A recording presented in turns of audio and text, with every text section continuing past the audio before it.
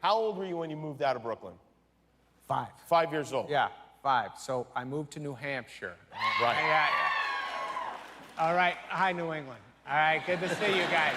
So what happens is my parents are very Brooklyn. And we moved to New Hampshire, and it's first grade, and I'm very nervous about my first day of school. And I say to my dad, I'm scared of the boys. They're going to be nasty to me and blah, blah, blah. And my father, in a very Brooklyn way, said, go find the biggest kid and just knock him out.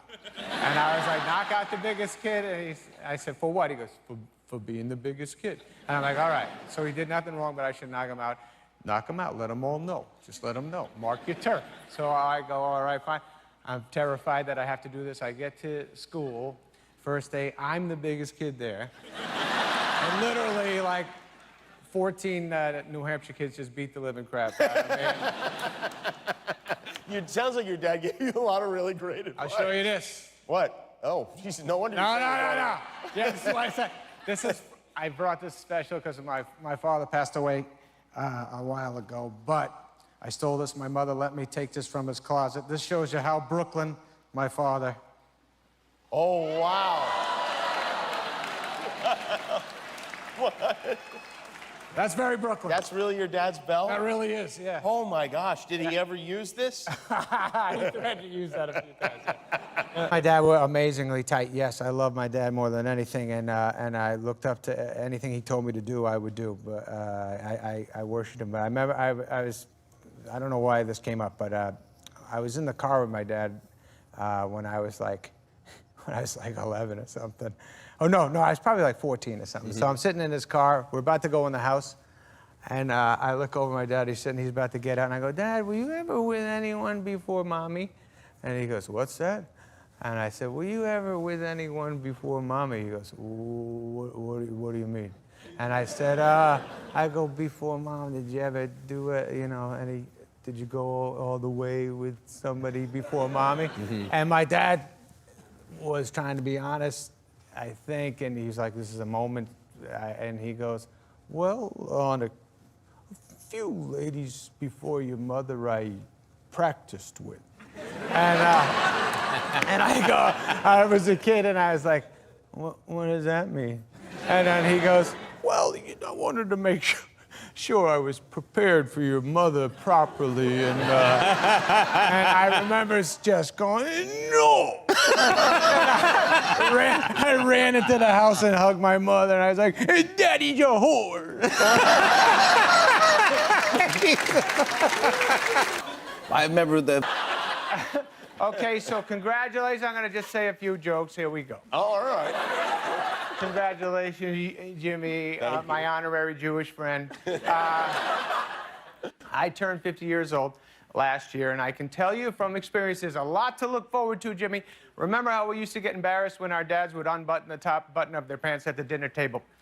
Well, it turns out they were geniuses. In fact, all my top buttons have been removed. If you wouldn't mind, maybe just snap. I would actually. That. There you go. Right now. Yeah. There we go.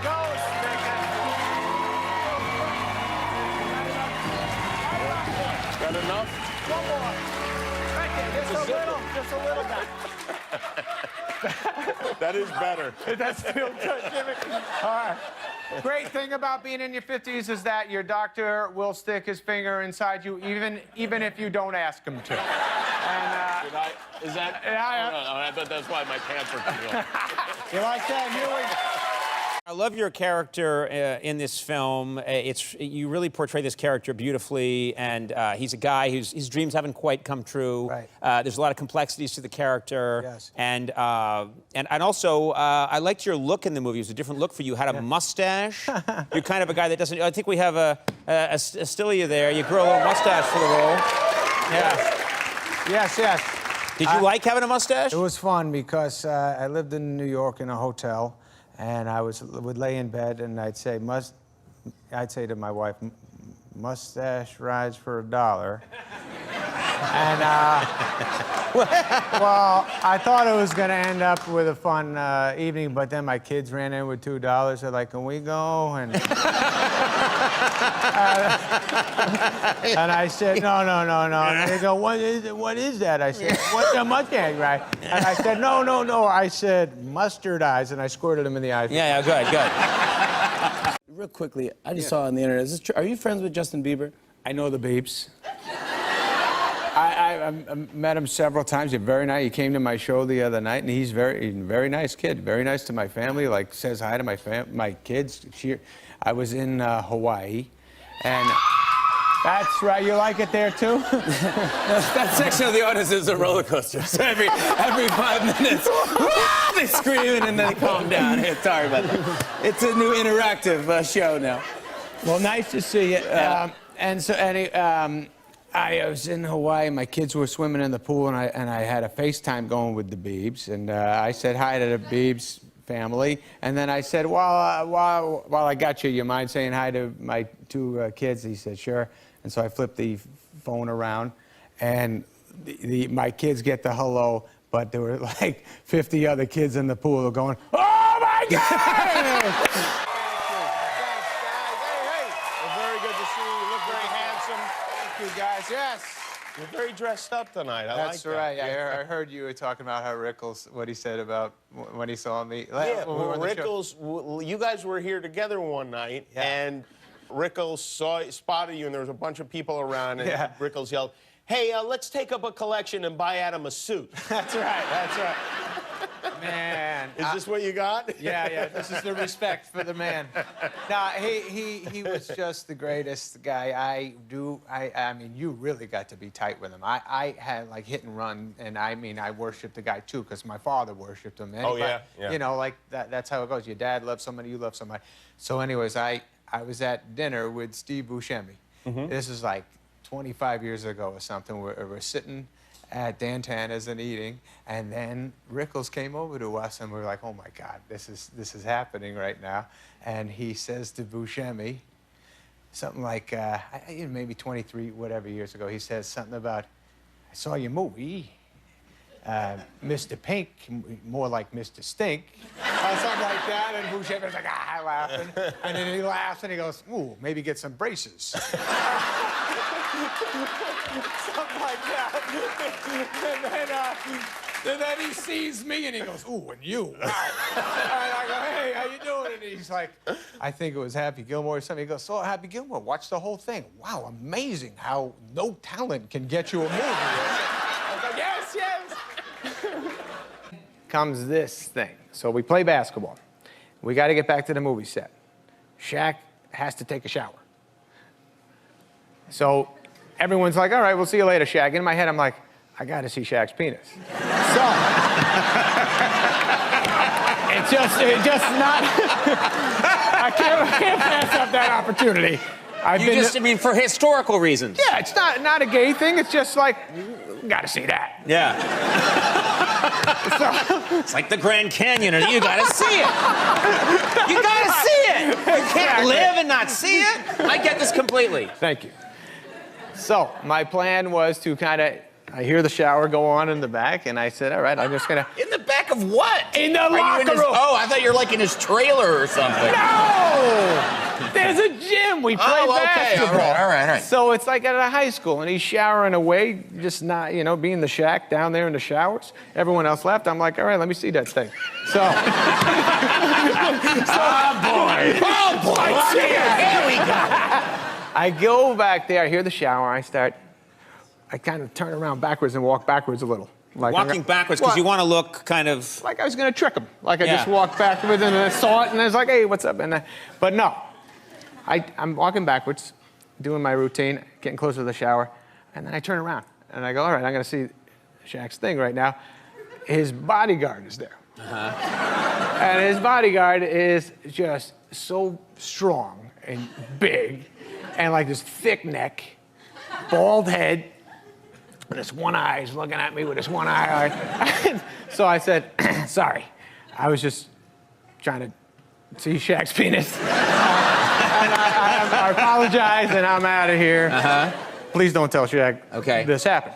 So I see Shaq later on the set, and I was like, I guarantee that guy ratted me out. So I said, Shaq, sorry about that before with your security guard. And he goes, I don't got a security guard. That was my dick. So, yeah, pretty good, huh? Thank you. Did you ever think ever in your life of maybe joining the military at all? Yeah, I swear to God, my whole life, when I was a kid, I was like, I am going to be in the military. I'm going to defend our country. That's all I ever talked about in my house. Like, I'm defending, this is what I'm made for. And then I was like 15 at the dinner table, and I was saying that same speech, I can't wait to join the military. My father goes, you're not joining the military. And I go, why not? He goes, because you're a pussy.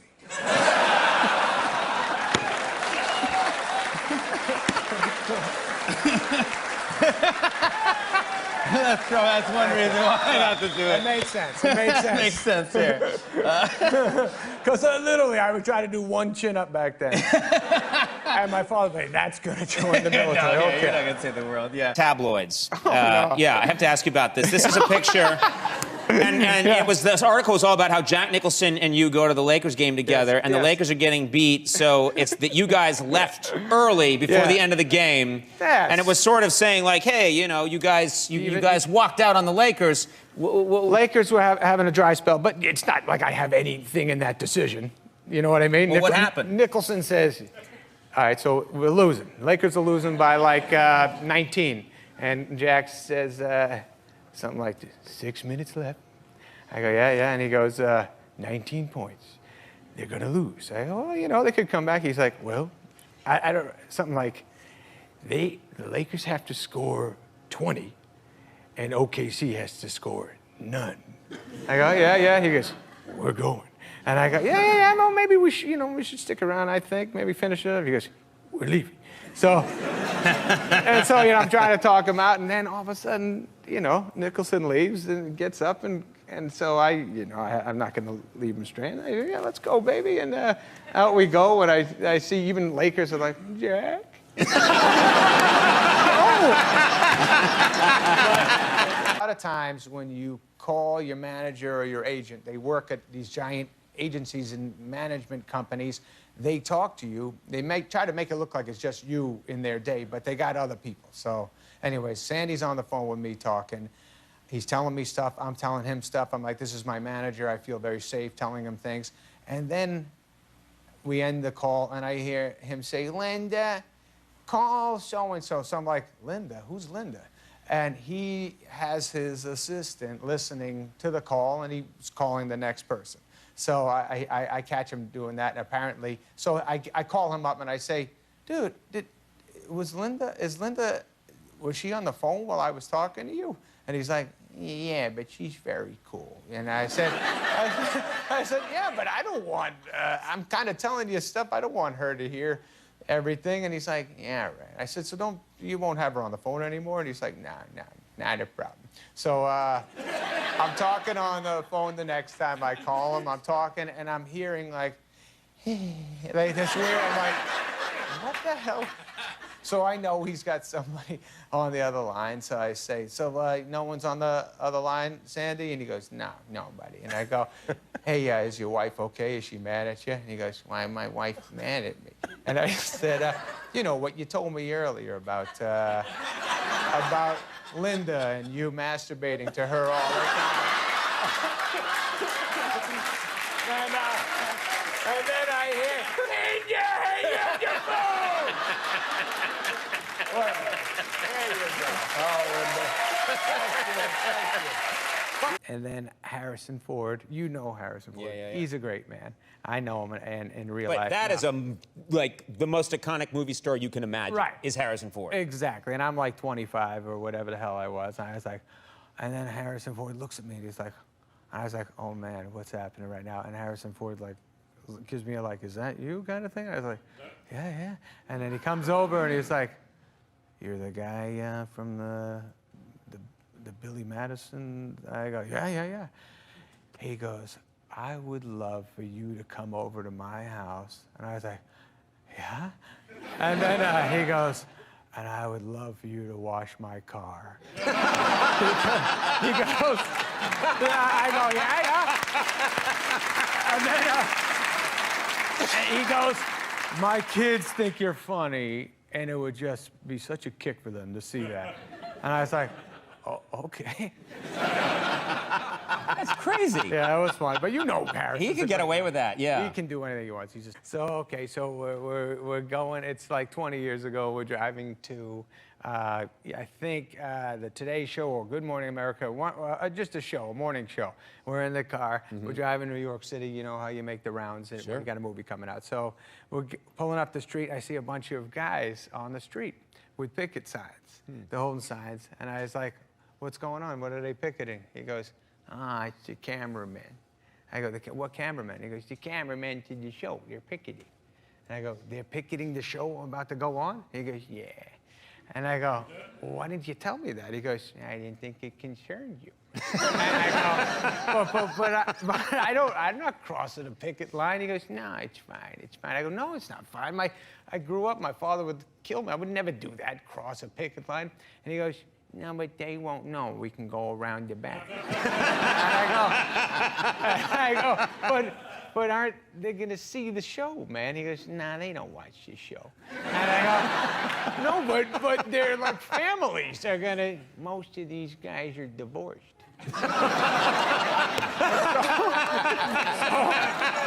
So I go, dude, I'm not doing that, man. I'm not crossing the picket line. Yeah. He's like, you got it. We signed up. I go, no, I'm not. And I drive away, and all the guys with the picket signs, you know, cheering, hey, way to go, Adam, blah, blah, blah, blah. So the next day in the Post, in the New York Post, it says, Adam Sandler won't cross picket line. And then Sandy comes in with the article and goes, look what happened. Did I tell you we'll get some good press out of this? That's a true story. And I wanted my kids to go in the lake after. Lake Tahoe is gorgeous. So I said, let's go in the lake, and my kids are freaking out. My kids can't handle anything with water. They get a little nutty, and they're scared of what's going to happen. And so we're in the little lake, and I start hearing, is there a shark in here? And I said, it's a lake. It's a lake. You'll be fine. And they're like, is it poison ivy? I said, there's no poison ivy in a lake. And then, poison ivy? I'm afraid you're poison ivy. But, I know your kids, they don't talk this way. well, yeah. You're going to be poison ivy? It's so itchy. Poor kids, yeah. Anyways, like a lot of times in my life, I have to lie to them, and they were like, are there any fish? But there's fish in here. And then I swear to them, there's no fish in Lake Tahoe. I'm like, but it's so big. It's a big lake. And I was like, no, it's not big enough. Fish need bigger space. You're fine. And then there's a guy fishing, and they're like, what are you doing? And I go, oh, no, he's trying to find where Fredo is. Yeah, those guys were the tightest. David and Chris were so tight, and like, but I was tight with Chris like those guys were like real best friends. I was another kind of best friend he had. When he'd get pissed at David, Farley, he'd always come over to me, and like he had a crazy temper, Farley. So he would just be stewing mad about nothing about him, but just like whatever. Like if a girl talked to him, he'd be like, "What is that girl?" Whatever. Like he'd get so angry that David was talking to a girl or something. He'd be like, "I'm gonna kill him. I'm gonna punch him." And I'd say, hey, don't hit him. And he'd be like, no, I gotta hit him, Adsy. I'm gonna crush him. And I would say, because it doesn't make any sense. If you knock him out, you're known as a jerk. And if you lose, my God, you're known as just a giant pussy.